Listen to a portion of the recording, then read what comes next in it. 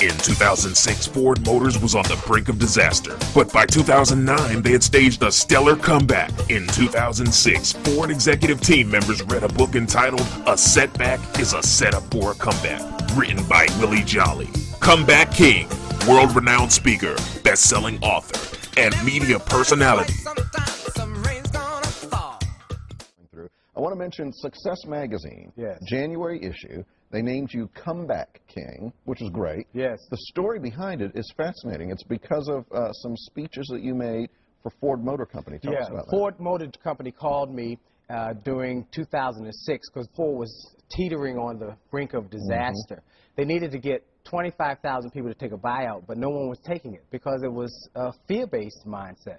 And so they asked me to come, and I went around the country speaking to Ford employees in the plants. I never told them to take the buyout. I told them about the possibilities for America and their dreams, and many of them were inspired by it, obviously, because 38,000 people took the buyout after that. And then Ford had me come back in 2007 and 2008, do all the internal television programs for the plant workers. We did a program called The Attitude of Excellence, which is now being played around the country still. And then in 2009, they sponsored my radio show. So we first helped them to stabilize their workers, then they helped them to improve their performance, and then helped them sell some cars. And as our viewers will recall, Ford ended up not taking any of the federal bailout money. They're the only one who didn't take the bailout. They're the only one who didn't file for bankruptcy. And they had the first billion-dollar profit quarter in 2009. Wow. Well, that's rather amazing. That's remarkable. Congratulations to you.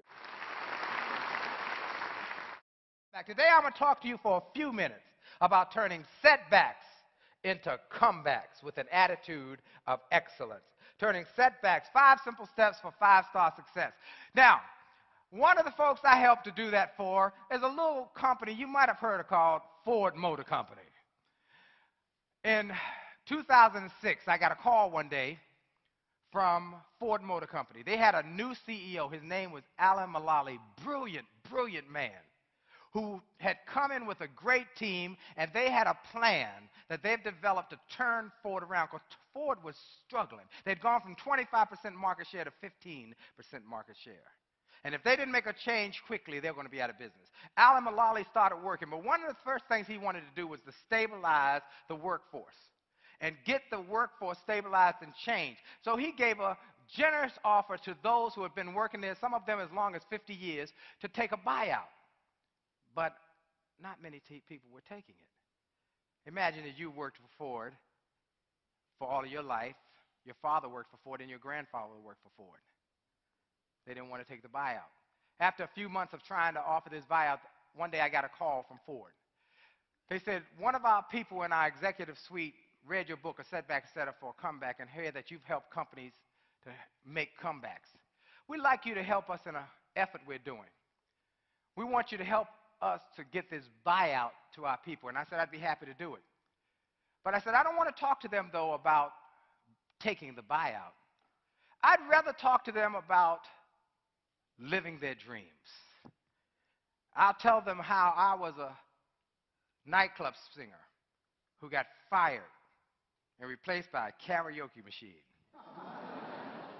And how I was broke, busted, and disgusted. But I made up my mind that in America, if you have a dream and you're willing to work hard on that dream, you can live your dreams. They said, we'd be happy to have you share that message. And for 6 weeks, I went around the country every day in a different city, doing sometimes 2 plants a day every day. And the night before Thanksgiving, 2006, I did my last program. Flew home that night on the last thing smoking in Washington, D.C. The next day was Thanksgiving, then Friday, Saturday, Sunday, and Monday was the buyout day. They had to make a decision that Monday. Tuesday, they tabulated the results, and on Wednesday, I got a call first thing in the morning from the Detroit Free Press. They said, Mr. Jolley, we just want to let you know that 38,000 people took the buyout. 25,000 was their goal, but 35,000 took the buyout. They said, what did you tell them? I said, it's about living your dream in America. And that if America, you can turn your setbacks into comebacks. They then had me go and do all the television spots for the internal television message about an attitude of excellence that they would play throughout the plants during the day. And as you all know, in 2009, Ford was the only one of the big three who did not take a government bailout. And in 2010, they've had $2 billion quarters where they've had a profit. What was the secret to turning setbacks into comebacks? The secret was a simple thing that I learned over the years by speaking to high-end organizations, that there are 5 areas that all leading-edge organizations consistently have in their pool of talent. 5 areas. First, leadership development. Developing leaders at every level of the organization, from top to bottom, mid-managers, managers, those who answer the phones. Everywhere you find a leader who's being developed. Number 2 is change management. Seeing that change is not the enemy. Change is an ally. All progress is the result of change. Number 3, team building. Creating world-class teams. If you can think like a team and work like a team, you can win like a team. Number 4, creating wow customer service, where you don't just do good customer service or even really good customer service, but you do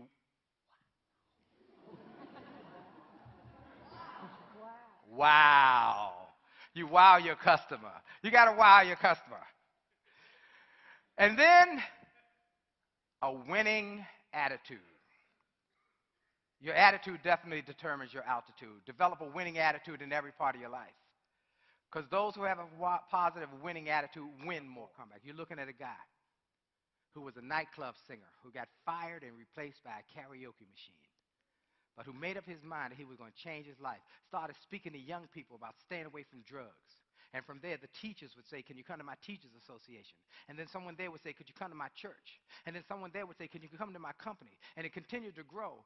And then Les Brown, the great motivational speaker, heard about me and invited me to be on tour with him and his wife at that time, Gladys Knight.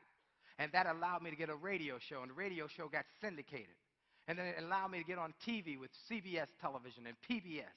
And that allowed me to get a book deal. And the book became a bestseller. And then the second one became a bestseller. And then one day, Toastmasters International called and said, you've been named one of the outstanding 5 speakers in the world for this year. Former winners include Colin Powell, Norman Schwarzkopf, Nelson Mandela. I said, you sure you got the right person? My name is Willie Jolley. Ladies and gentlemen, if you have a dream and you're willing to work hard and pursue excellence, stuff is going to happen, but a setback is nothing but a setup for a comeback. Change is good when your attitude is great, so you must always be working on your attitude. When stuff happens, find a way to see something positive. And last but not least is think up. Make up your mind to win. That's me and Dr. Stephen Covey. We did a tour together in Australia, and he talks about win-win. If you want to win more in life, serve others first. If you serve more, you'll win more. Think up. Make up your mind that it's okay to win. I close with this. One day I was struggling as a new speaker. Had no books, no tapes, no videos, nothing. Someone invited me to speak in Orlando, Florida. I went to give the speech. They gave me a standing ovation and then gave me the check. I looked at the check and I got a thrill. I put the check in my pocket, went on my way to the airport. On the way home, I pulled that check out a second time because I wanted that thrill one more time. But then I realized that money was already allocated. It was gone. Anybody got your check and before you get home it's gone? Anybody ever been there? I started having a pity party. This gentleman across the aisle struck up a conversation. He must have sensed I was struggling. He said, young man, how old do you think I am? I studied him. Sir, I think you're about 60. He took off his glasses, looked me dead in my eye. He said, young man, I'm 88 years old. I'm 88, and my best is yet to come.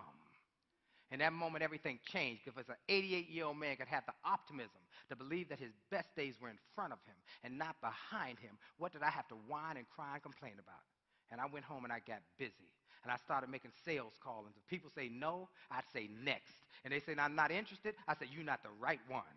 And 20 years have gone by. I've been inducted in the Speaker Hall of Fame, named one of the top 5 speakers in the world, best-selling books, TV and radio, but it's just the tip of the iceberg. And I came here today to Ted, to all those across the web, to say to you, without a question in my mind, with all the changes and challenges and difficulties we've faced as a country, I'm saying to you, without a question in my mind, that our best is yet to come. And your best is yet to come. Your best is yet to come. God bless you. Thank you so much.